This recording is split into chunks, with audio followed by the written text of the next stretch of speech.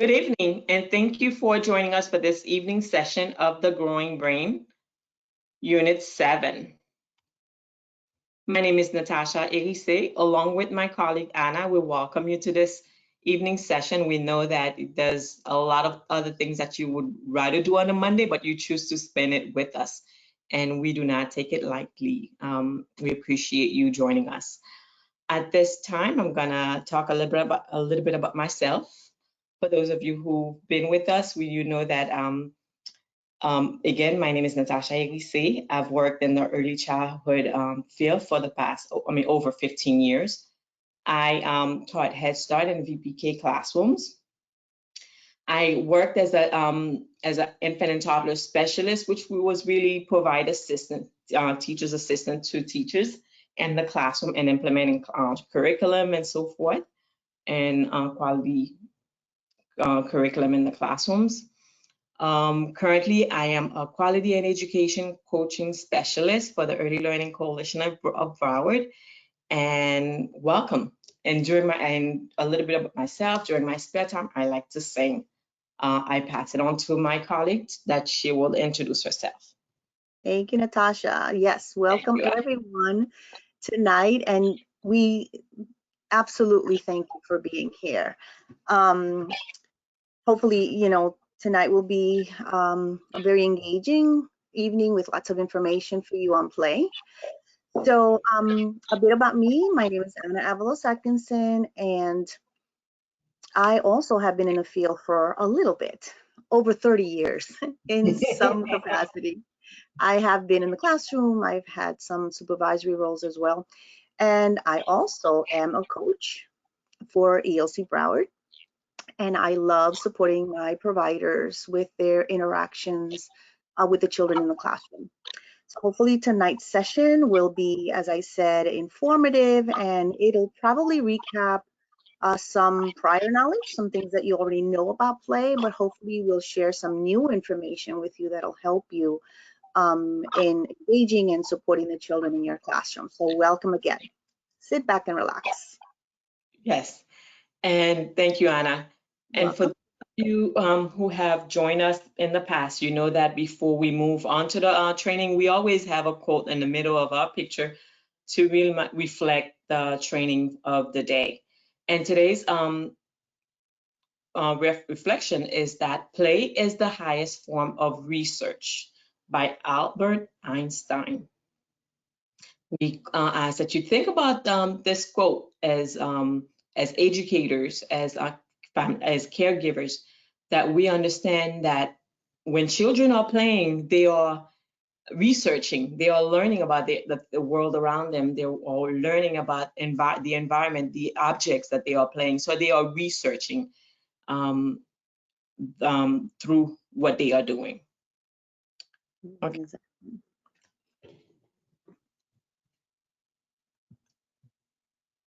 So, webinar housekeeping. We ask that you please click on the orange rectangle with the white arrow pointing toward the panel, either to the right or to the left of your screen. Click on the question triangle shown below on the panel to type any questions or comments that you may have. Your certificate will be emailed to you after the training. To download the handouts we do have for you, we do have 4 tonight. Click on the handout section, and then you'll be able to either download each one individually and save for later use, or print at the same time. So you're welcome to download them and print them and save them for later use.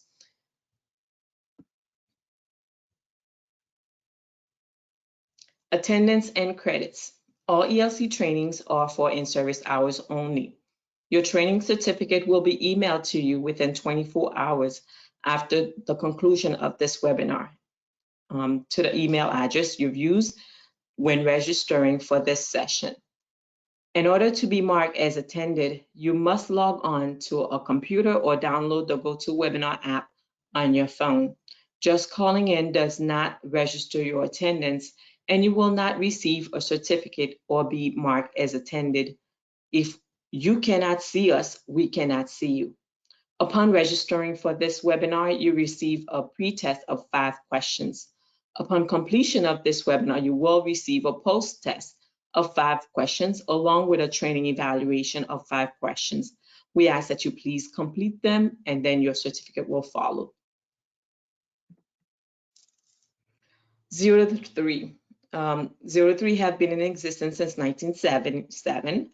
0 to 3 has advanced the proven power of nurturing relationships by transforming the science of early childhood into helpful resources, practical tools, and responsive policies for millions of parents, professionals, and policymakers. 0 to 3 plays a key role in ensuring that babies and toddlers get a strong start in life by supporting their parents with practical resources that helps them connect more positively, deeply, and continuously with their babies. Professionals with knowledge and tools that helps them support healthy early development. And as for policymakers, and advancing comprehensive and coherent policies which support and strengthens families, caregivers, and infant and toddler professionals. Their website is www.0to3.org. Lots of resources that you can benefit from. The overview of the Growing Brain is a training curriculum for early childhood professionals that it focuses on development of children's ages, newborn to 5 years old. It focuses on the brain and its role on early development. It links the brain, body, and behaviors. It focuses on affective neuroscience, that is the science of emotions in the brain. It addresses areas such as the structure of and function of the brain, that and factors and experiences that affects the brain, and connections between the brain, language development, and sensory functioning. It comprised of 7 units. Unit 1, we talked about the basics. Unit 2, the factors affecting brain growth and development. Unit 3, communication and language development. Unit 4, cognitive and executive functions. Unit 5, social emotional development. Unit 6, understanding behaviors. Unit 7, everyday play. And today's session is Unit 7, which covers everyday play. And our focus is going to be how does play develop and why is it important? Our learning objectives is that participant will learn about the development of play, and participant will also learn what exactly is play and why play is important.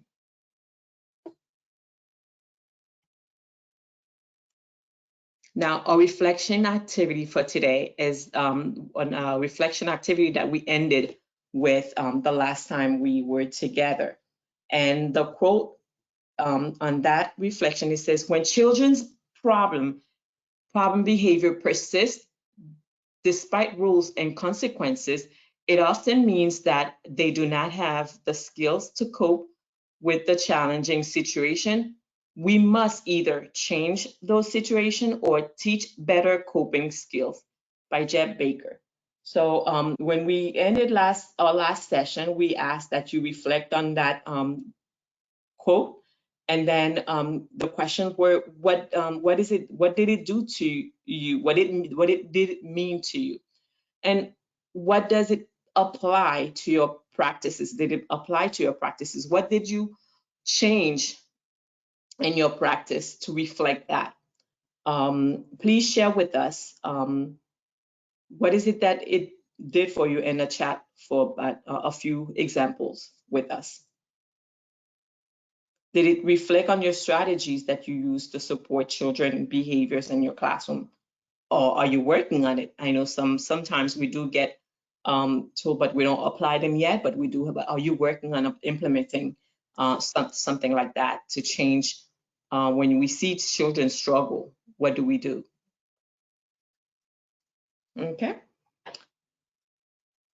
So that was just food for thought. If you don't want to share with us, we'll move on to the next slide.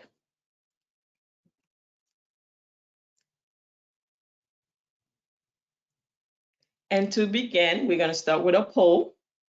And our poll of the day is that play is the way children learn how objects and the world works. Is that a true or false statement? We're going to launch it. And please take a minute to answer the question. Play is a way children learn how objects and the world works. Is that a true or false? We're gonna count down 10, 9, 8, 7, 6, 5, 4, 3, 2, 1. So we're gonna close the poll. Again, thank you for taking time to answer the question. And voila, Wow. just as we thought. You guys are awesome. Yes, it is a true statement. Children learn through play, and that's how they learn around their object, through objects. They learn the world and how things work. Anna, are you happy? Are you pleased? I am so happy. That's a great way to start the session tonight. Yes. So we know that a lot of knowledge is present through this training, and that's why we always say, we know that you guys are doing great things, and then what we bring is pretty much reflecting what you are learning, what you already know, and then bring new skills to enhance your practice. Absolutely. Okay. And to proceed, let's watch this video about why play matters. Just watch it and take notes. It's a series, it's in the perspective of the children in this video, and questions are asked. So as they are asking these children those questions, we ask that you, as the provider, the caregiver, to please ask yourself the same question and see if you come up with the same answer, like closely. So we'll discuss it after. We won't come back. Here we go. Thank you.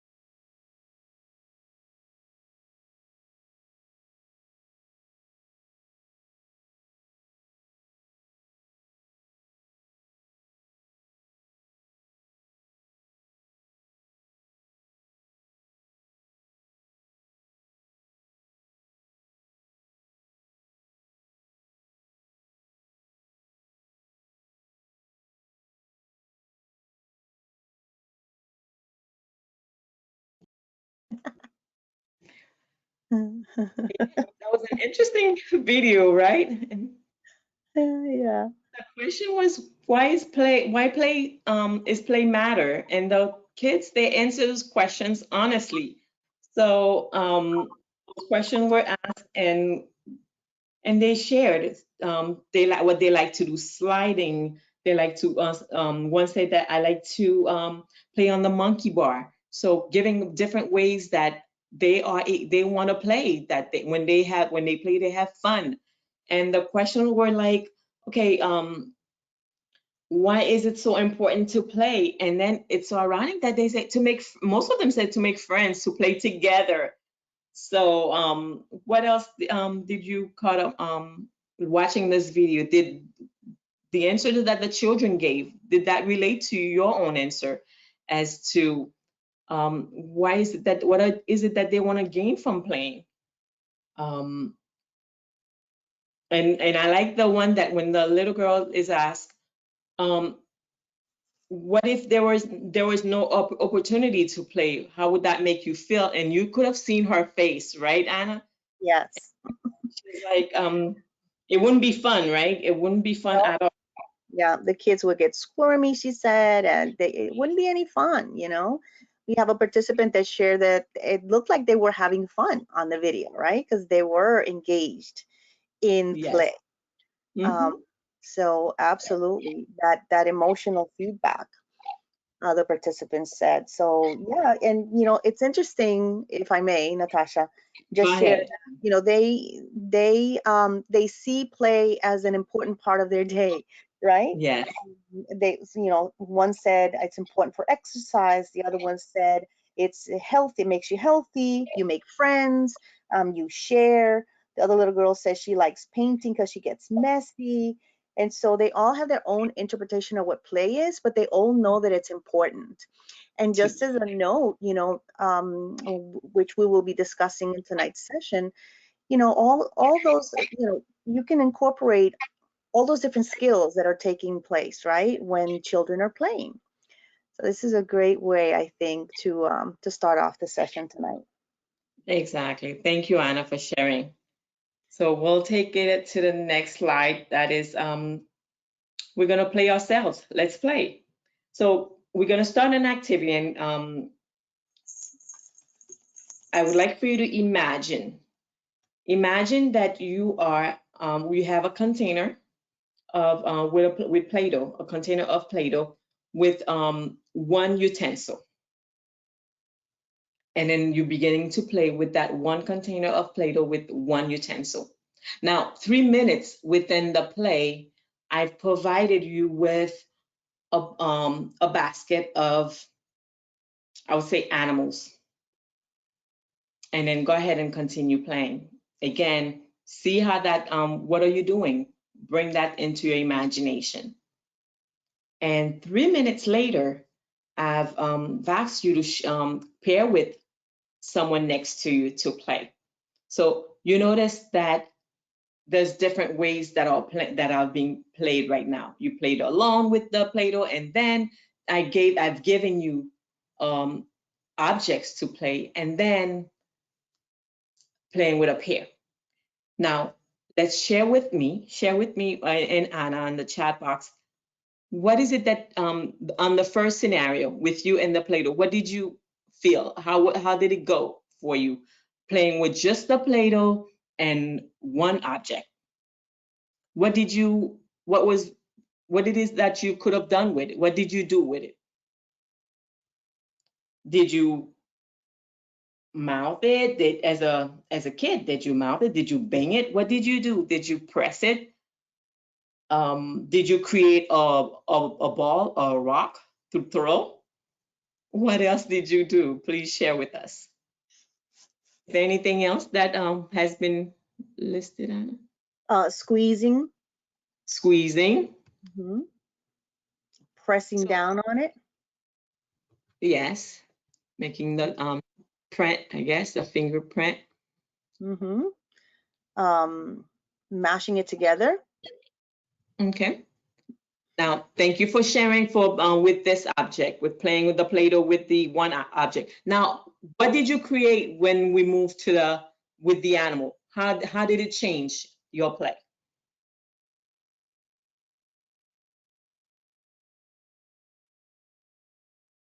Mhm.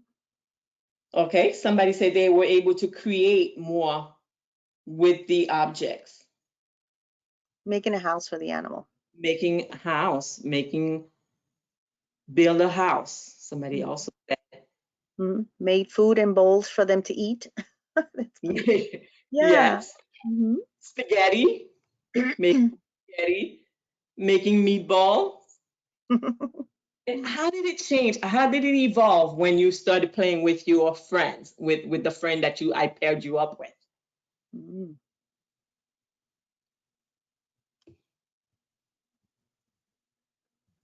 Yeah, now the dynamic changes, right?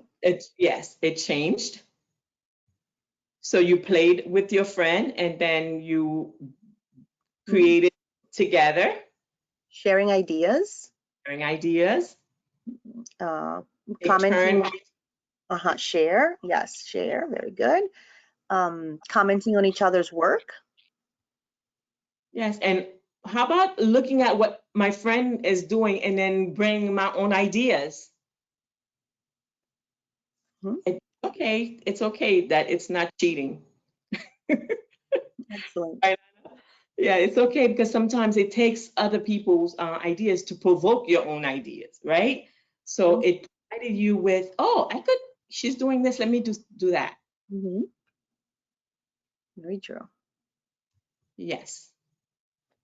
So again, thank you for sharing. You notice how the dynamic changed from you playing with the Play-Doh with one object. And we do see like on the table, sometimes we do go in the classroom and we observe about 6 or 7 children sitting on the table with one basket of either Play-Doh, a box of Play-Doh or um, a block, like table block, small table block to build. And then it's just like, okay, and they start fighting for that one object to take turn. And then remember, if they're not yet ready for the take turn, and that's when some of the issue surface and fighting with that one. But if we bring more other things into the play to enhance their imagination and taking the play to the next level, then that's when you started have fun, when we started adding on. And that's what we want to see in the classroom when you are intentionally planning for children to play.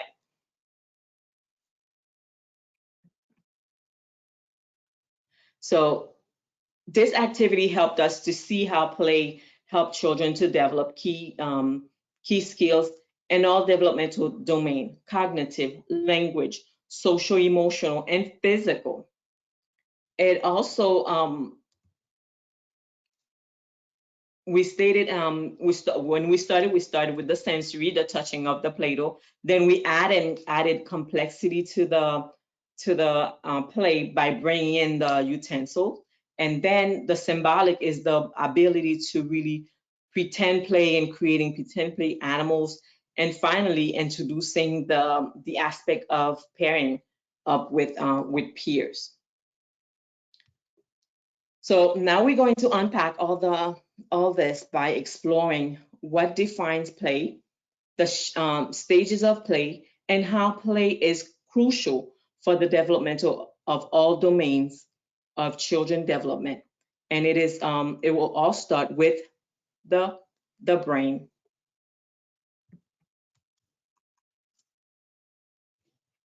So what exactly is play, and why is it so important?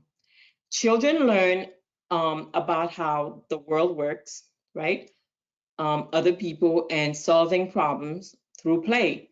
Play builds social, emotional, and cognitive skills. Play is essential for learning. Just remember those key points. Play is defined in different ways by many different scientists, children development experts, and organizations. All definitions have this in common, is that play is the way children learn how objects and the world work, how people think, feel, and act, and how to problem solve. So that was one of our answer. Well, that was the answer to our first poll. Play also create natural opportunity to practice and build important skills such as communication, advanced planning, managing emotions, and building relationship.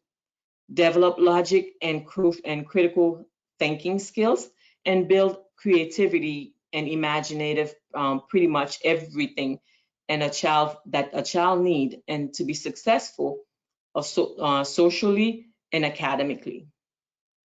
Play is not just fun.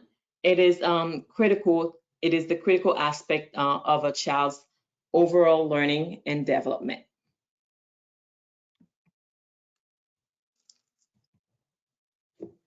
How does play affect the brain? What about the effect of play in the brain? Since it's unethical to do brain research on human beings that could be harmful, much of what we know about brain comes from the animal studies, especially on rats. There are some genetic, biological, and behavior characteristics of rat that resemble those of humans. Many symptoms of human condition can be replicated in mice and rats. Early research showed that rats who were provided an environment with lots of objects to explore have thicker cerebral cortexes than did an impoverished rat that was raised without this kind of stimulation. More recent research with rats reveals that rough and tumble free play leads to increased level of chemical needed for the growth and maintenance of brain cells. And also that level of chemical is also increased after rats were allowed to explore.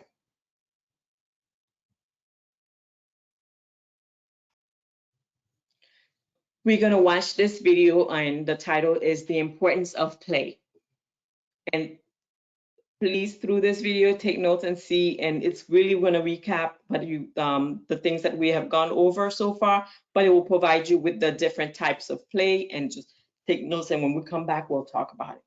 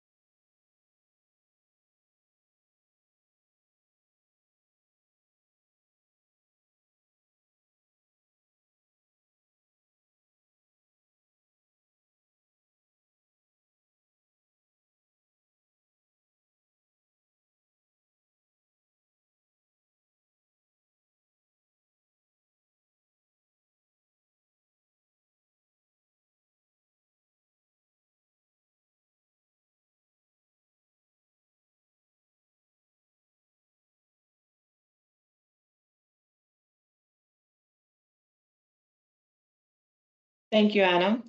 Welcome. So this video pretty much talk about the importance of play. It says that how children has the inborn wish to explore their world, which and through learning through mistakes, that's how they are able to learn and having that experience where they can build on. It's like a build on knowledge. And our job as educators to nurture that curiosity, nurture that willingness and desire to for them to play and explore. And it talked about the different types of play, the active play. Does it benefit the gross motor and the sensory play and representational play and imaginative. And the thing that was so amazing about it is just when you talk about imagining play and how it amount to the ability to communicate, the ability to take it into having social, emotional, and really having through writing skills. That's what builds on to later on to your writing and reading and speaking skills. Anything else, Anna, that I need Yeah, to I add? think, yeah, I mean, you touched on some really good and important points. And, just keeping in mind that children, through play, again, they're learning from making mistakes and through their triumphs, they said, and through their disasters or challenges, which we call sometimes, teaches them to take risks. It introduces, the basis of conversational skills with that turn taking. I mean, so much is taking place, right? When children are playing. Oftentimes we don't really stop to think about what's going on when children are playing. So it is important to be mindful, when you're providing and supporting these types of Right. opportunities for children to engage in play, because it is something that's innate. It's in them to do. As we said in the initial quote, that they're little researchers, right? That's how Yes, they learn about the world around them. So I think and it's the curiosity, yes. absolutely excellent. Um, Thank you. And now we're gonna transition into our next poll Okay, for this. And it says, guided play and direct instruction are the same. Is it a true or false statement? guided play. Let's launch it. No, I think this is going to be easy for them, Natasha. Yes, Anna. Guided play and directed instruction play. Just It sounds the same, doesn't it? usually have I a don't tendency to trick us. So let's see. know. Is it a true or false statement? Well, I see people voting. Keep voting, everyone. Yes. Thank you. All right. Couple more seconds and we'll close it. Mm-hmm. Okay, we ready? Ready? Okay, we're going to close it and share. People voting. And let's see. Oh, wow. Wow, look at that. Yes. 41% said true, True. 59% said false. Okay, so, it's good that we're going to review this with them, Yes, huh? it's close. Yes, it's close, but it's not the same. So the answer is false. So guided and directed instruction are not the same. They sound the same almost, but Mhm. not really. Yeah, not the same. Okay, we're So going to review that. So let's 6, see why they're not the same. So direct instruction, guided play, and free play. So with on the slide, we say free play. Free play is directed and driven by child. It's done for fun without a specific goal. That's the free play. Directed instruction is the teachers serve as the expert. I know this is how this is done, and we should turn this and turn there and go. That's directed. And guided play is the child led, but the adult scaffold. So, how is learning through free play different from learning through directed and didactic instruction? The main difference is that the play is directed by the child and it is done for fun. It is driven by the internal need to and need and interest of the child. Play is about the journey, not the destination. Directed instruction involves the teacher serving as the expert, whose job is to impact specific outcome of the play, specific knowledge for the student. Whereas this is a critical point because it is open-ended nature of play that encourage children to make their own discovery about how the world works, engage them in creative problem solving, and help them self-regulate instead of being regulated by an adult guidance and or limit. Because play is self-directed, it automatically meets the individual needs of the child and fits their unique learning style and developmental stages. When adults do the teaching, or even when children learn through observation of adult, they are learning a specific pre-existent concept of fact. Play, on the other hand, allows children to use their own innovation and creativity.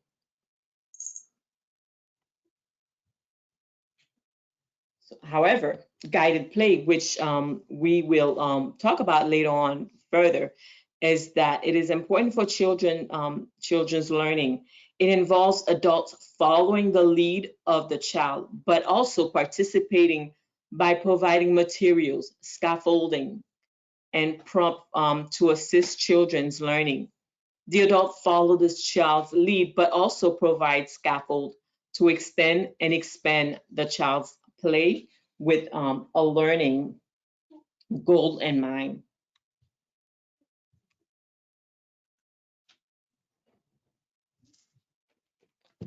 So let's see about scaffolding. Let's just review a minute the definition of scaffolding. The instructional scaffolding is process through which a teacher adds support for the students in order to enhance learning and aid in the mastery of tasks. The teacher does this by systematically building on the students' experience and knowledge as they are learning the new skills.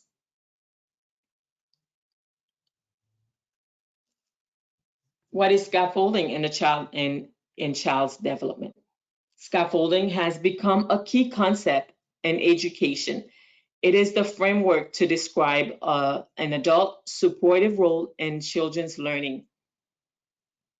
It is also enables the child to solve a problem, carry out the task, and achieve a goal which is just beyond his or her ability. So as we move forward, I want you to be thinking about the balance in your classroom between direct instruction, guided play, and total free play. So it's pretty much having a balance of all three.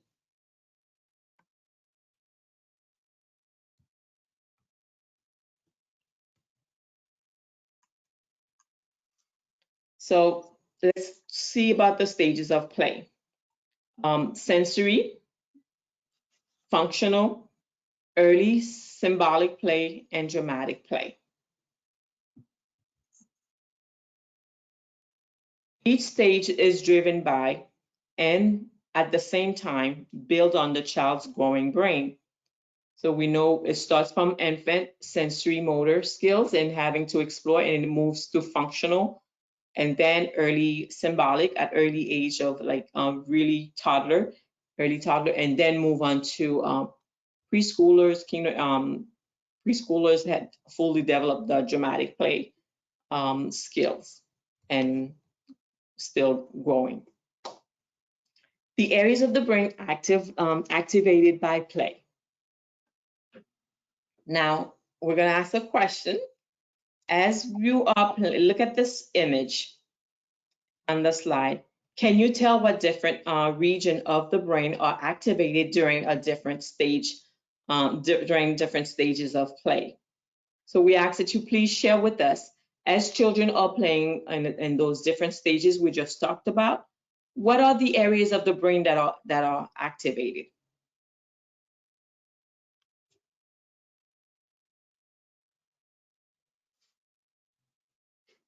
So what we see that some of you have stated that the cerebellum is activated,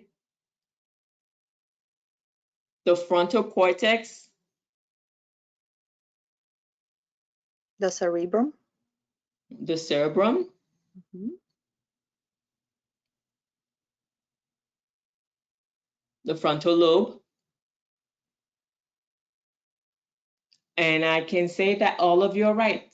So all the parts of the brain, as you see, all the colors are activated when children are playing, whether it be sensory play, whether it be functional or early symbolic. All the areas of the brain are at work together as a team.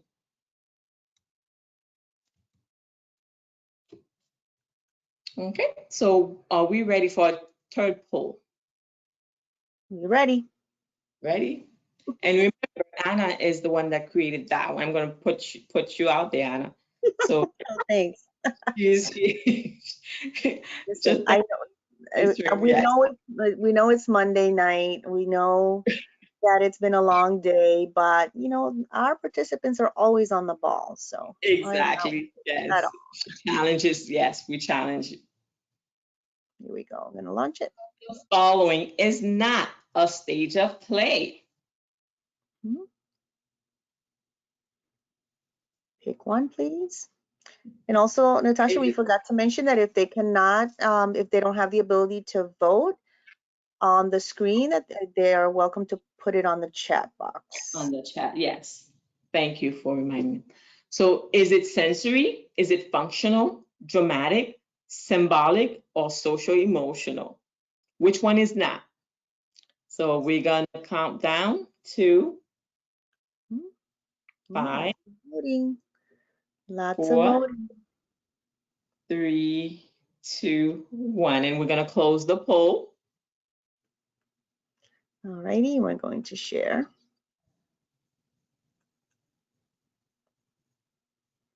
Okay. Okay. Hmm. I wasn't expecting that. No, no. So we just went over all the different stages of play, and sensory is one of them, functional is one, dramatic and symbolic is one, but social emotional is not. So for those of you who answered 36, kiss your brain. Yay. The correct Yes, answer was E. So with E, yes, very good. 36% of you. E is not, social emotional is not a stage of play. As a result of play, we do build on social emotional skills. But it's not a stage of play. Yeah, it's not a stage of play. All righty, so I'll pass it on to my colleague, Anna, that will take us to the next part of the training. Yay. Thank you, Natasha. That was Thank you, fun. Anna. I kind of That was enjoyed those polls, and I think that our participants do too, because it does the help us session. recap, right? What we're reviewing, and hopefully it gives them a better understanding of the content, because we understand that it is a lot that we share with you during these sessions. And again, you know, we acknowledge that, you know, we're throwing a lot of information at you at once, but you know, Monday night. you guys are doing an awesome job. Yes. Okay, so now we're going to continue with our next video, and this is going to help us recap kind of what we've discussed already with Natasha's section of the session.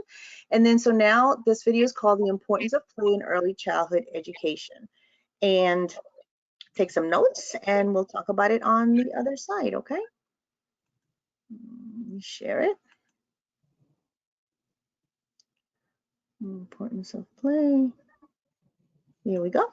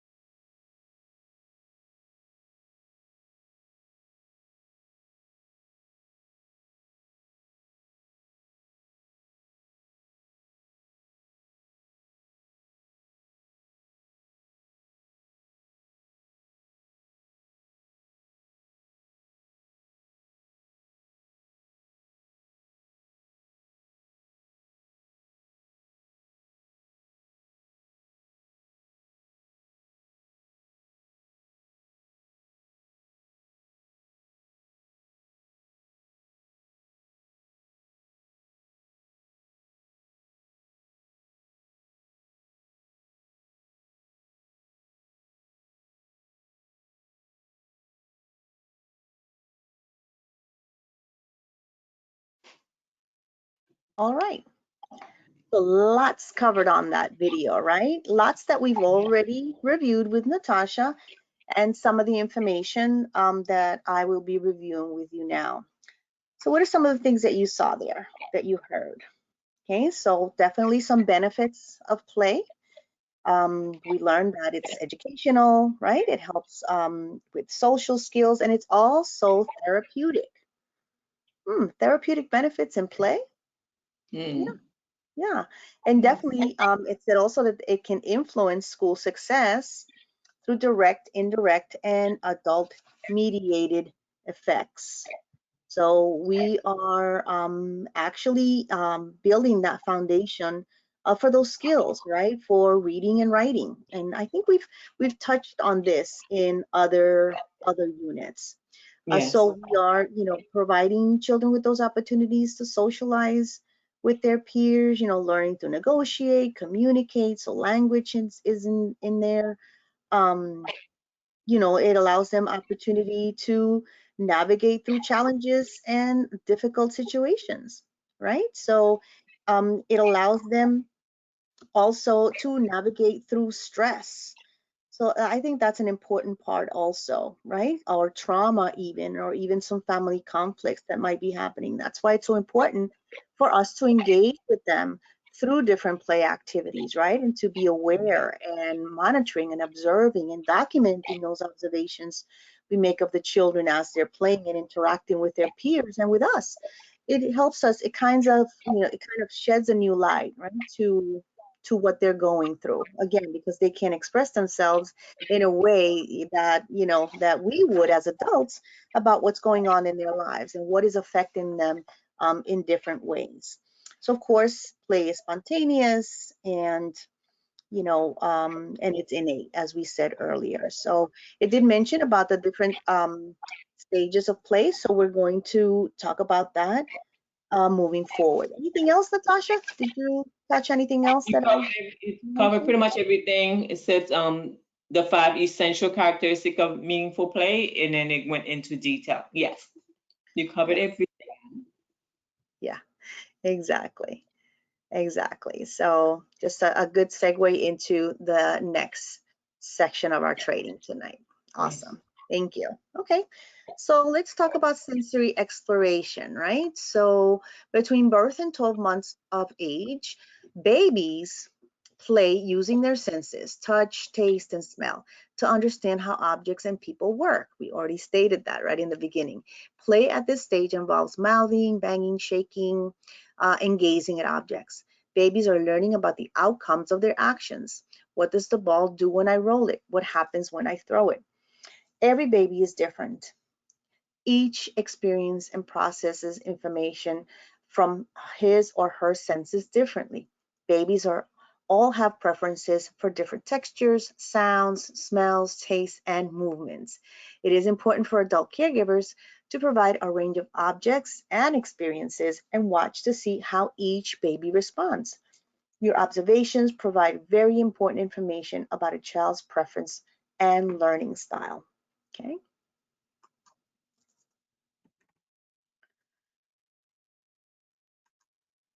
So what is going on in the brain at this time? Remember, we're always making that connection to the brain, right? So as you know from other units in the series, for those of you who have been with us in other sessions, babies are born with a brain full of neurons. Learning about the world through the 5 senses develops pathways between these neurons. The more babies explore through their senses, the stronger the pathways become, helping them understand the properties of objects and what those objects can do. Information from all of the senses generally passes through the thalamus to get to the cerebral cortex, where these sensations are then processed. Information from the senses may connect to wide and diverse areas of the brain. For example, via the limbic system, a smell can trigger intense emotions, such as babies calming down when they smell the breast milk on mom's t-shirt. The circuits that store memories give meaning to what babies and adults see and hear. So isn't that fascinating what's going on? Every time I read about the neurons and the connections in the brain. It's just fascinating.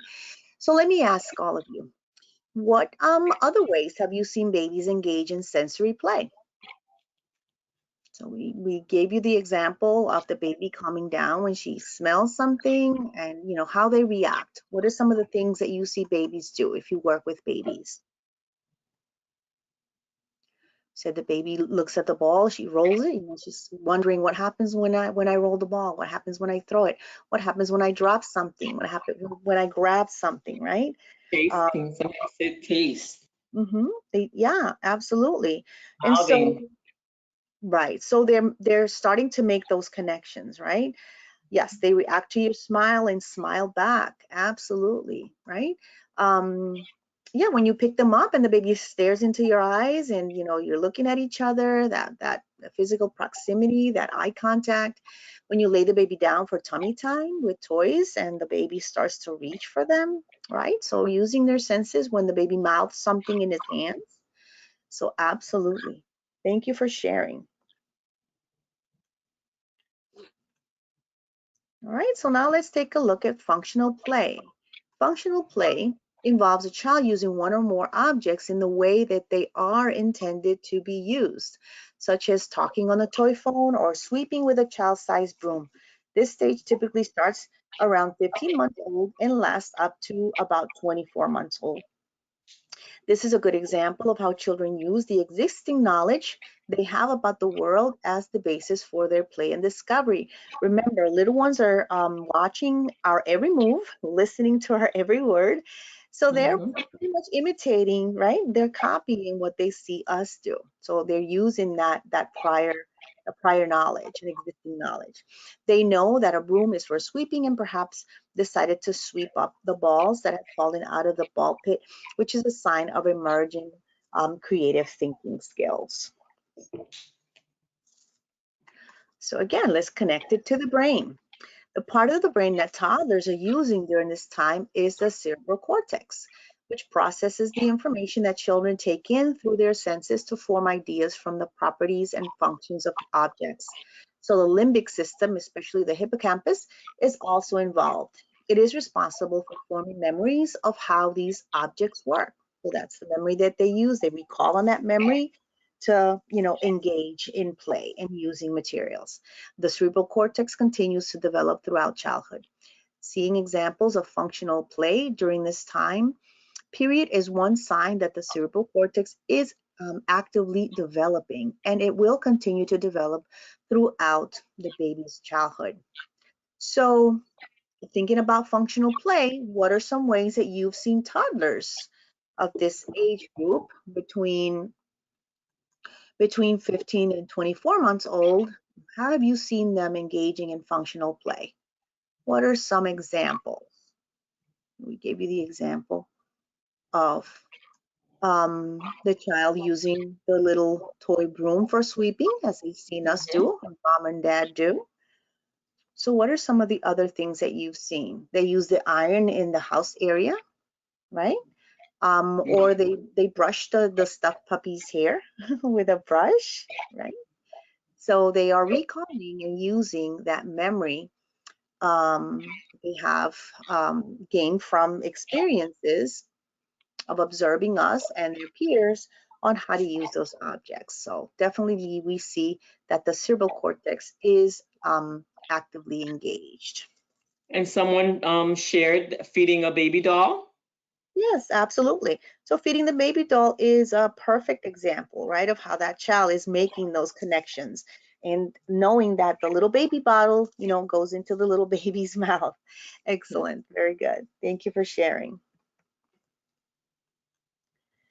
Okay, so early symbolic play, when the child is as young as 15 months old, you will see this starting to evolve, which is symbolic thinking.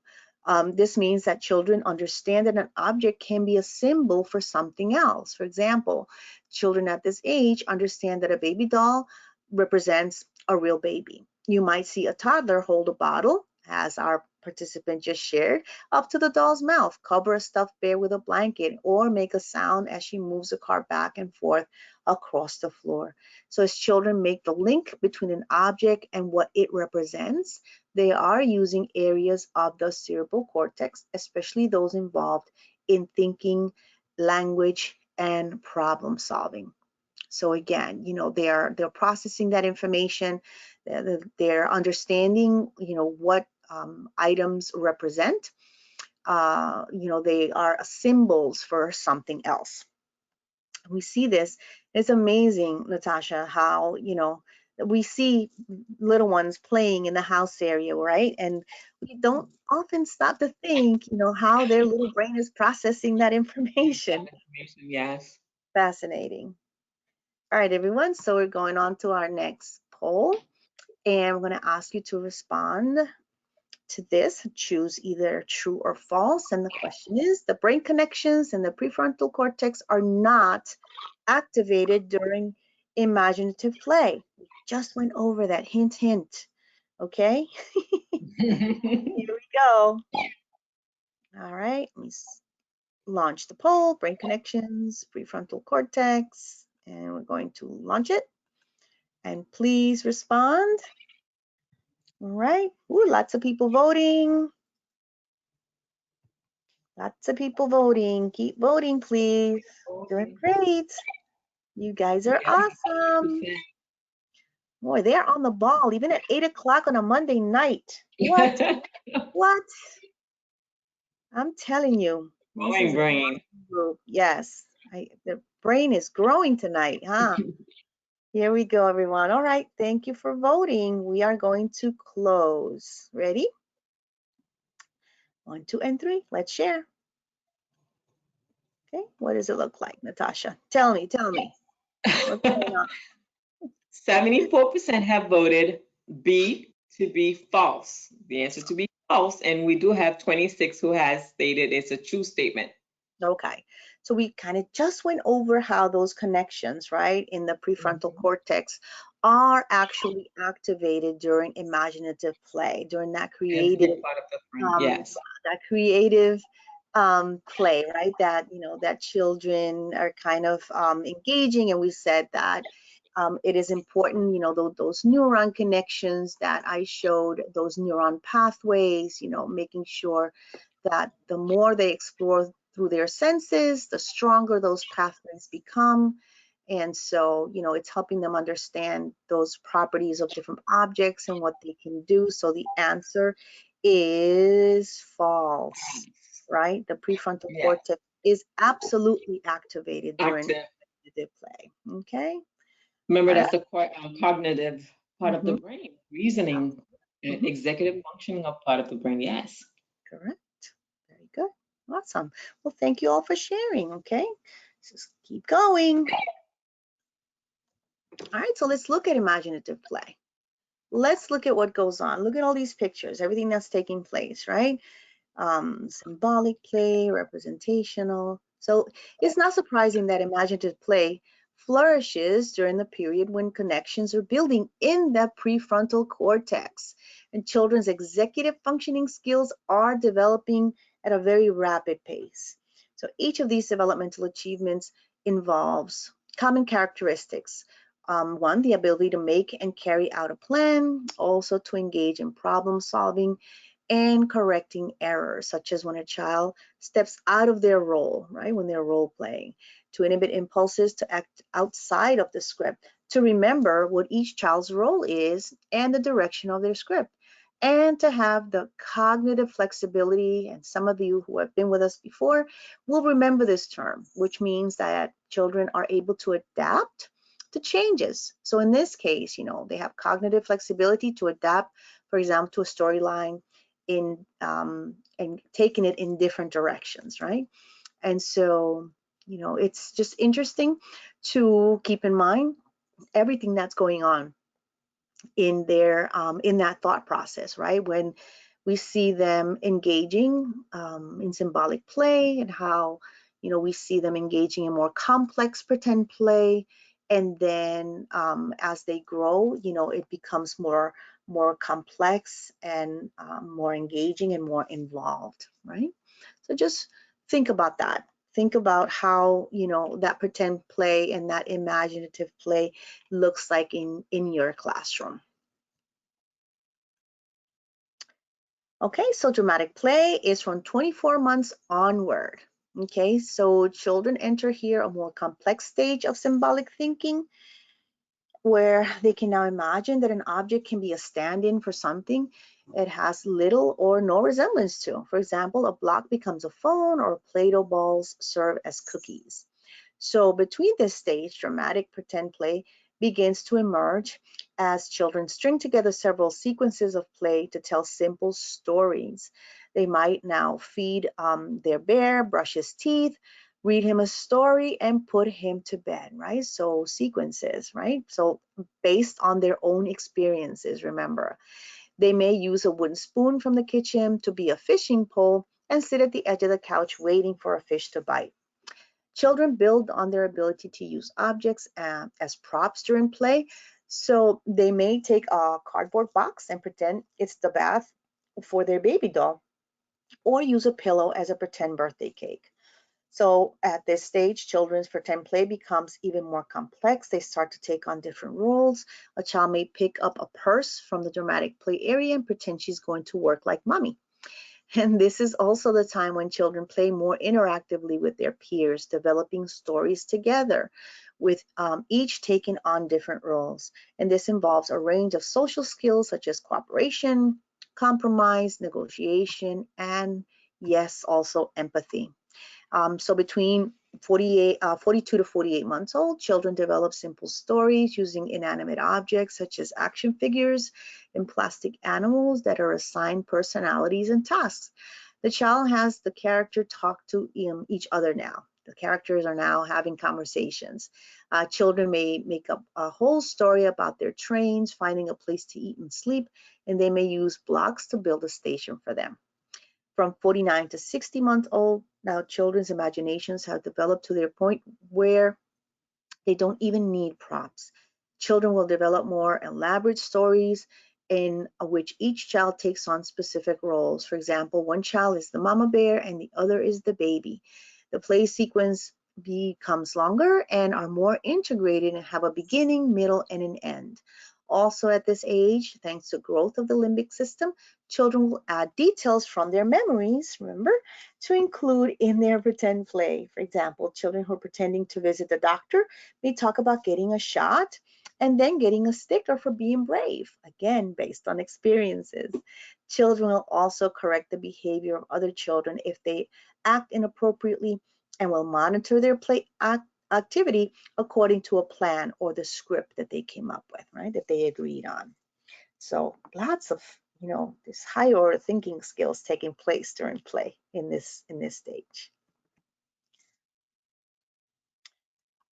So what is executive functioning skills, which I just mentioned? So just a recap, some of you might remember this from our other sessions. Executive functions are the cognitive skills that we need to control and regulate our thoughts, emotions, and actions in the face of conflict or distraction.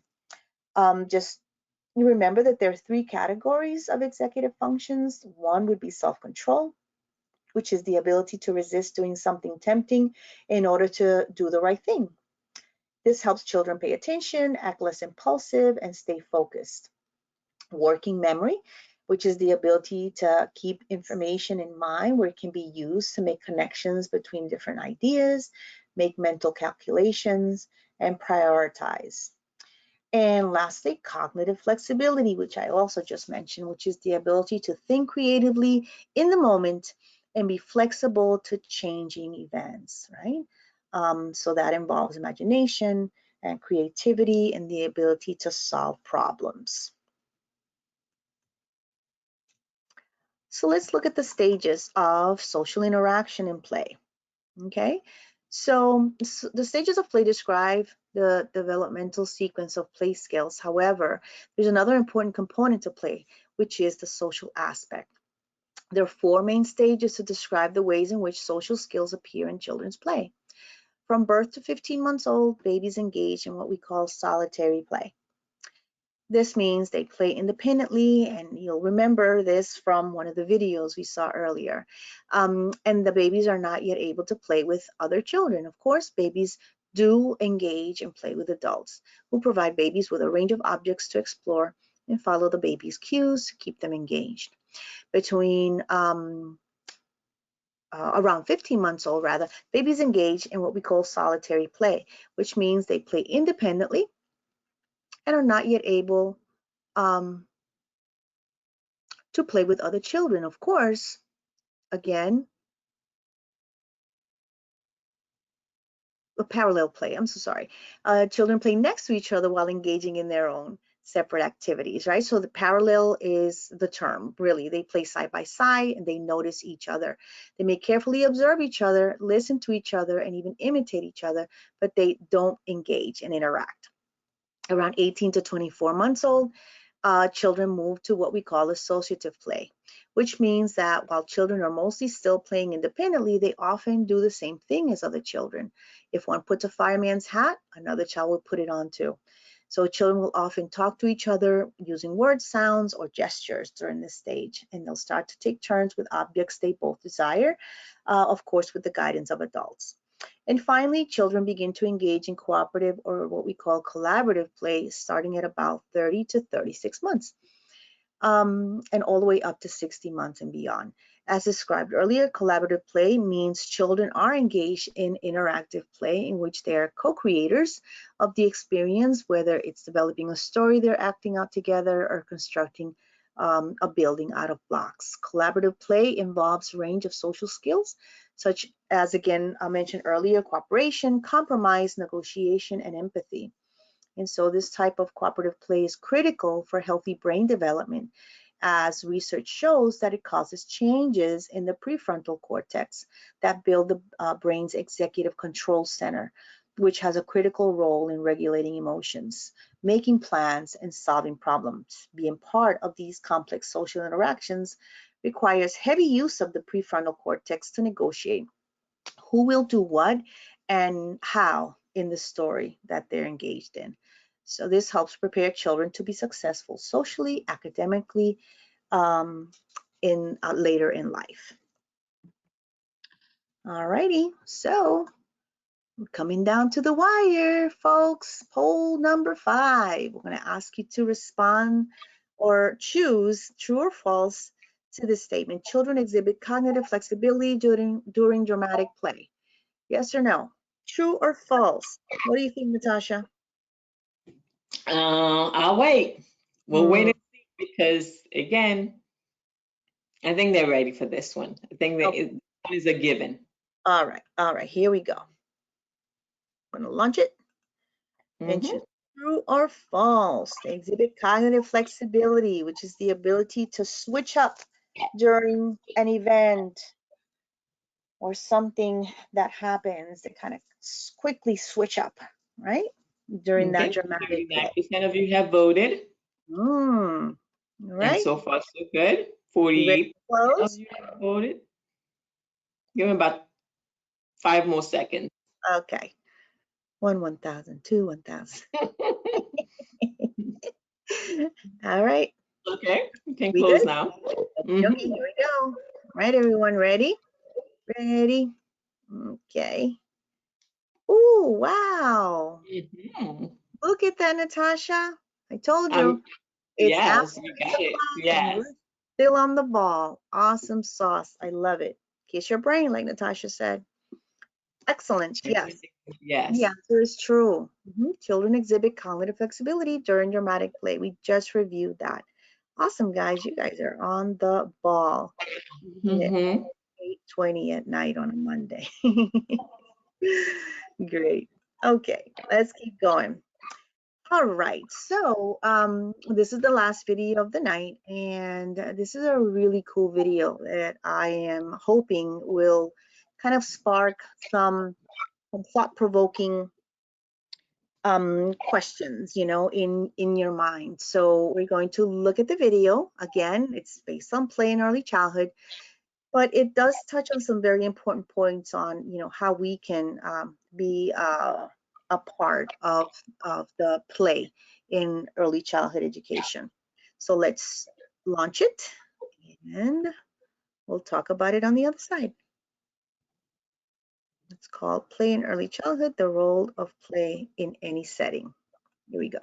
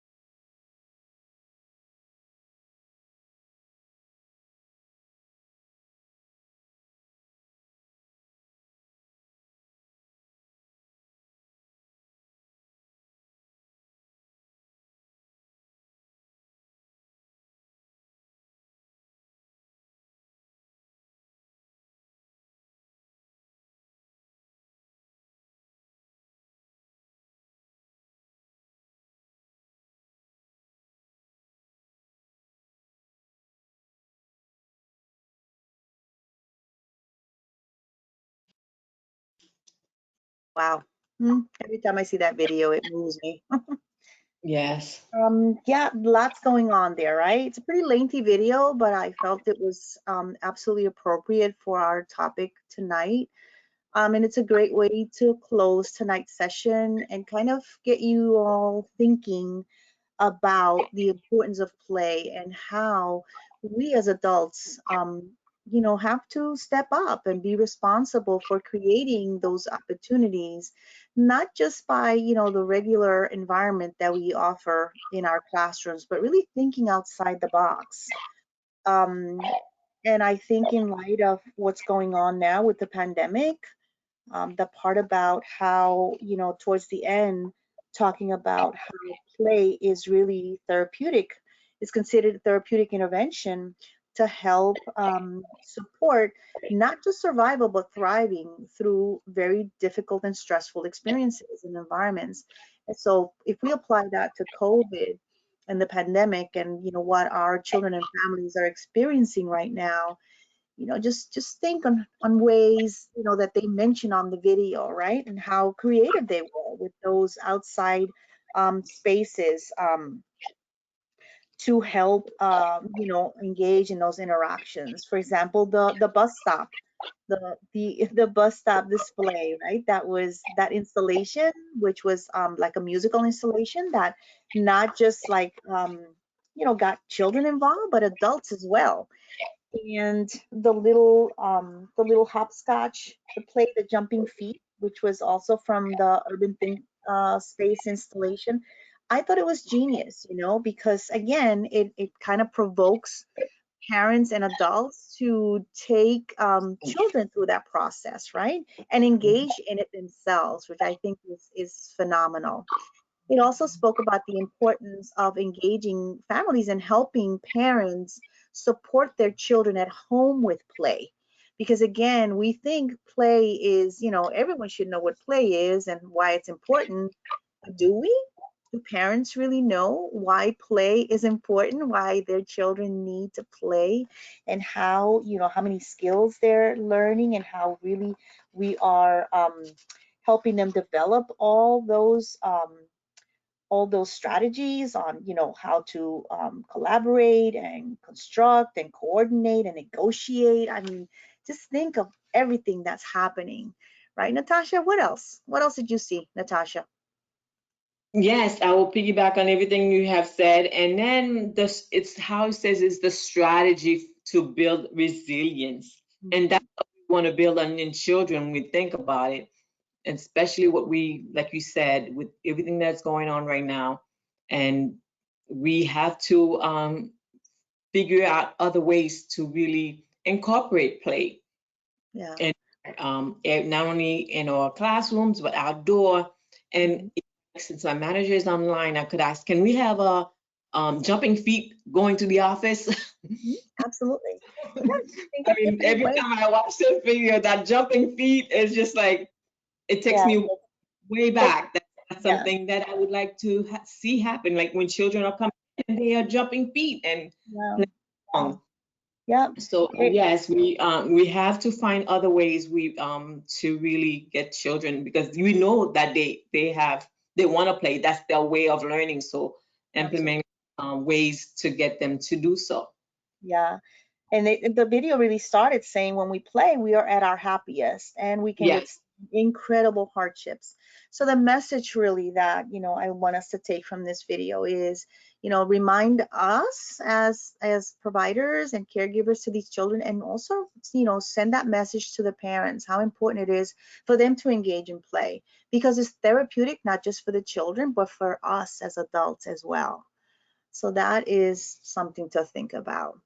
So thank you all for sharing. Hope you enjoyed that. Okay, so as we come to a close, again, we share this reflection activity and I will read it to you real quick. What children need most is love, respect, to play, to have fun, to be seen, to be listened to, your presence. They need a hero, a foster sense of wonder, lots of hugs, to play, the chance to make mistakes, encouragement to try again, room to grow, dreams, to be told yes, to be trusted, They need affection. They need guidance. They need to play. Okay, what's the recurring theme here, everyone? They need to play. That's what they need the most. So think about that for a moment, okay? As we close tonight and as we prepare for our next session, we will begin our next session, 7B, with this reflection activity. We just want you to think about it and think about, what you're doing in the classroom with the children. How are you engaging them? How are you thinking outside the box? What are you going to do if you plan this action planning slide we've shared with you a couple times? I think it's important. A reflective teacher is a teacher who thinks and reflects on their practice, right, and kind of modifies and changes things to to make sure that we are providing the best for our children at that particular time. So how are you going to do that in the next few days? What are you going to do and how are you going to do it? Okay, so that's the action planning. So just think about that as we leave you. So these are a couple of teacher resources that I love sharing at the end of our sessions. Of course, not encouraging you to purchase them, but just know that there's lots of information out there that you can get, lots of information online too, that you can download, articles, such as the ones that we're sharing with you today, a couple of the handouts from Pathways, Encourage Play, of course, NACI and 0 to 3. And just as a reminder, as Natasha mentioned earlier in the beginning of the session, how great resources 0 to 3 has in their website.